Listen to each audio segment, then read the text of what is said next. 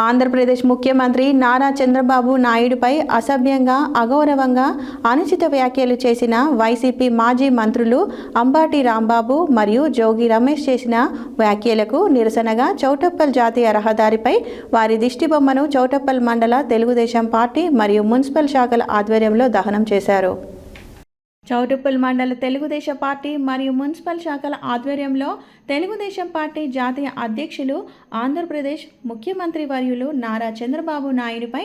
అసభ్యంగా, అగౌరవంగా, అనుచిత వ్యాఖ్యలు చేసిన వైసీపీ మాజీ మంత్రి మరియు మాజీ శాసనసభ స్పీకర్ అంబటి రాంబాబు మరియు మాజీ మంత్రి జోగి రమేష్ చేసిన వ్యాఖ్యలకు నిరసనగా చౌటుప్పల్ జాతీయ రహదారిపై వారి దిష్టిబొమ్మ దహనం చేశారు. ఈ కార్యక్రమంలో టీడీపీ మునుగోడు నియోజకవర్గ మాజీ కోఆర్డినేటర్, టీడీపీ మండల అధ్యక్షులు శ్రీ బడుగు లక్ష్మయ్య, ప్రధాన కార్యదర్శి వర్కాల వెంకటేశం గౌడ్, మున్సిపల్ అధ్యక్షులు సుంకరి జగ్గయ్య గౌడ్, మున్సిపల్ ప్రధాన కార్యదర్శి సిల్వేరు రాజు, మండల ఉపాధ్యక్షులు నల్ల పర్వతాలు యాదవ్,